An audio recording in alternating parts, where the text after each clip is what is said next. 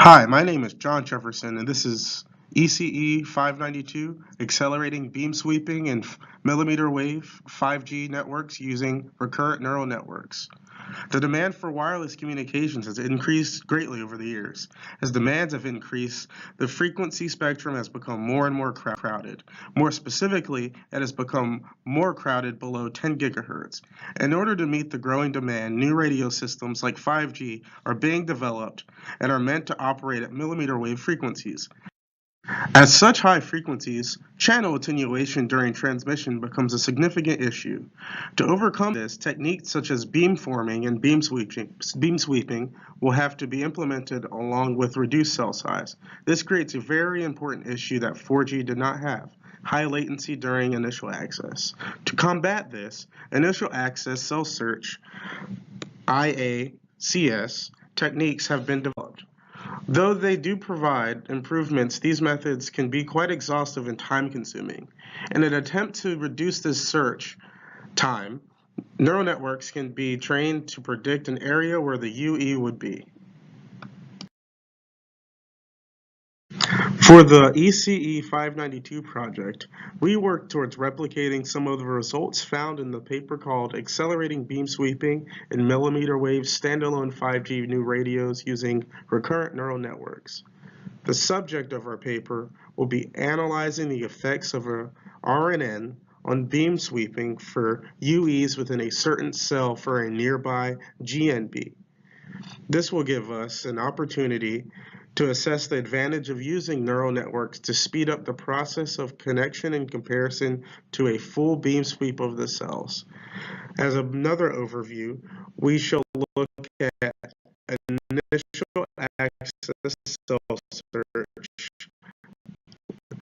analysis of the data, the neural network itself, and the results.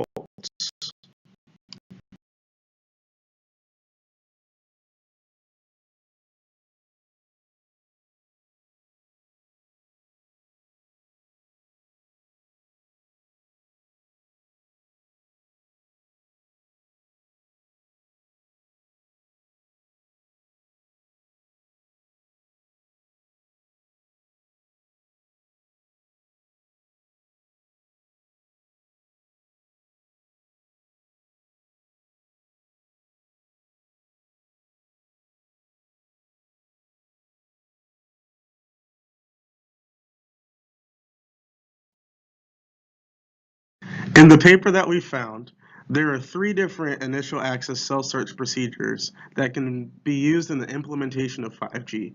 For the purpose of this paper, we will focus on 2 in particular, as they would benefit most from the implementation of a neural network to predict the UE location. A summary of all 3 can be found on the slide in the diagram below. The search that we will focus on the most is called an exhaustive search. And this search is the division of a GNB cell into smaller sections that will be swept through one at a time. This search is very time consuming depending on the size of the sections to be swept. Due to having to search each individual sector, this search will result in a large delay during initial access. A neural network can be used to predict a sweeping pattern and a start point. By doing so, we will be able to significantly reduce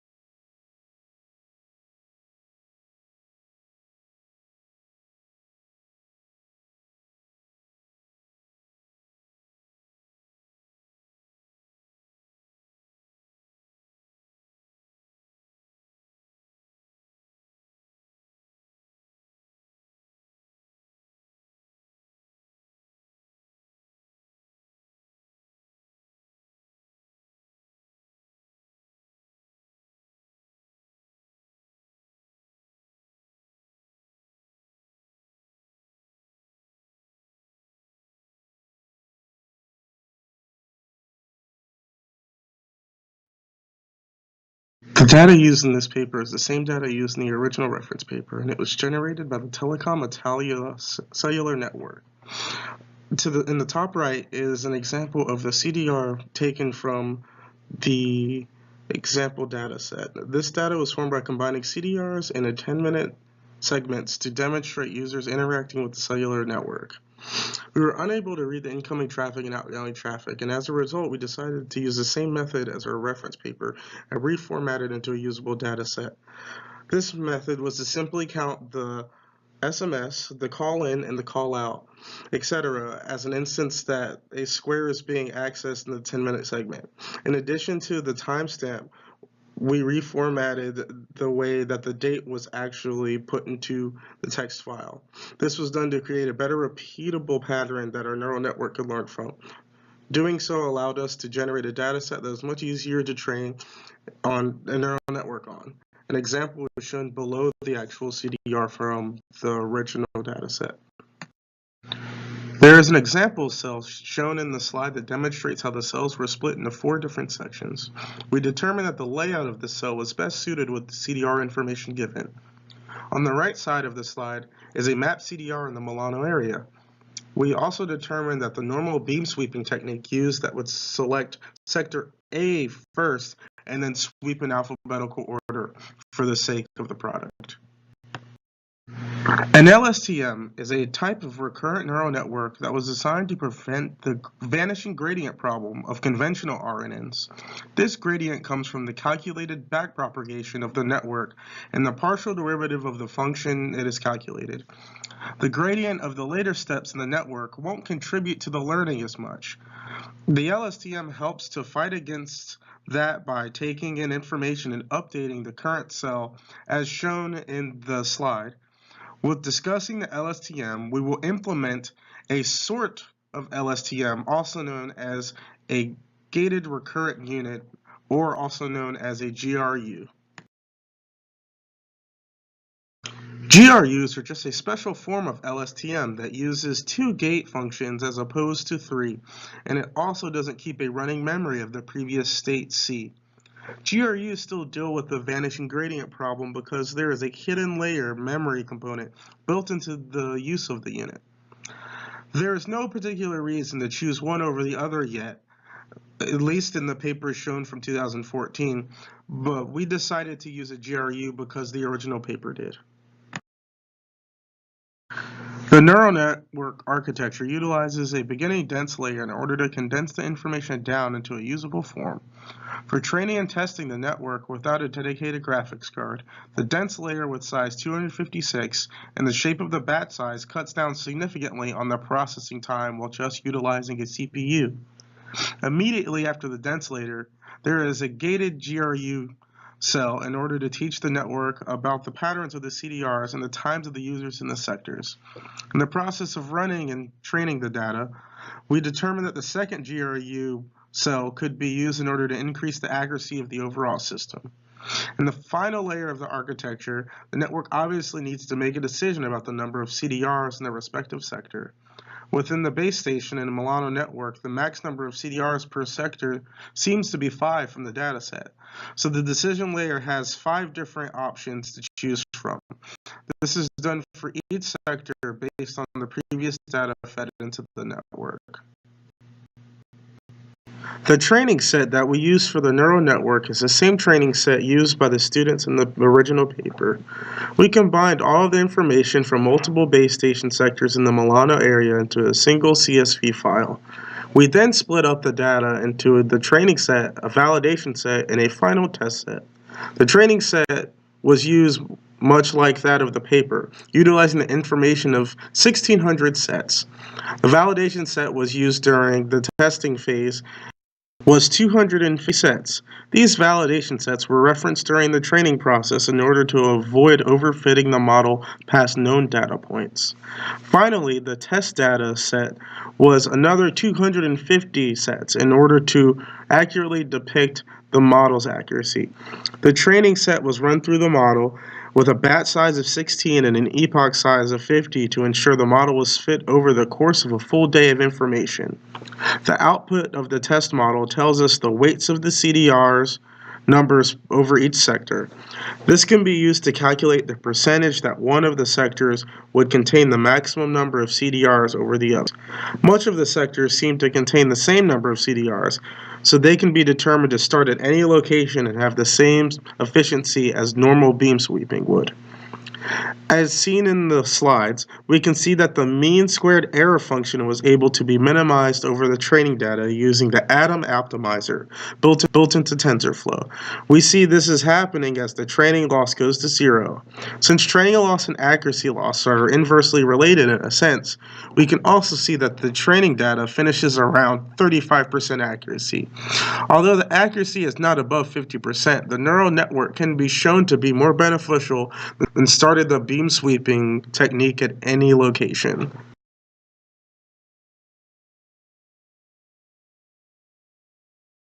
Shown in the slide is an example output from the neural network model. It shows the time prediction, weight, correct sector, and normal beam forming prediction based on the test data that was given. During the training of the neural network, we noticed that the data that was pulled from the Milano dataset was actually very closely related. A lot of the data points being similar, it took multiple rows of the RNN in order to build a model that would predict accurate weights in the 4 different sectors.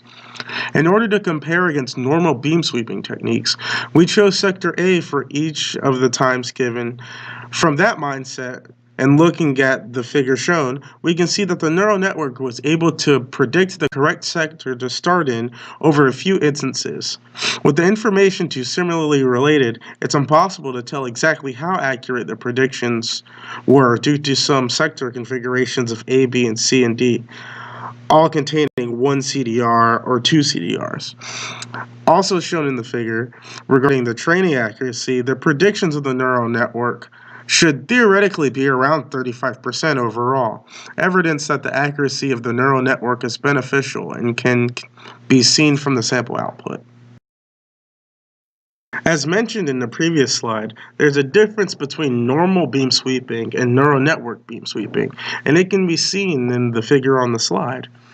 We can see that the applicable difference between the way beam sweeping is normally utilized in LTE networks versus how the neural network would actually prioritize the sector of the cell with the highest amount of CDRs.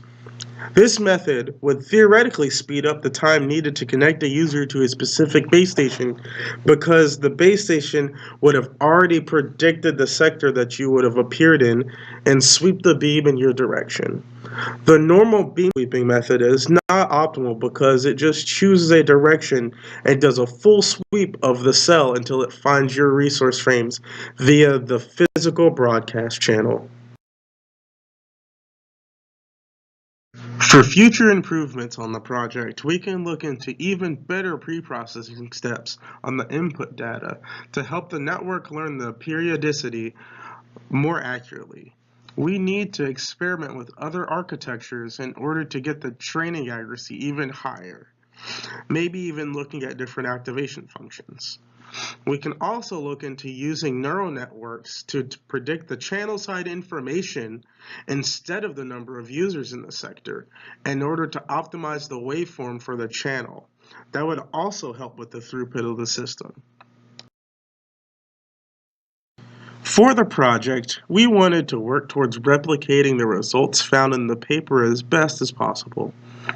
As soon as we found that they had not included enough information about the amount of pre-processing done on the data before passing it into the neural network, we decided to follow through our own initiative.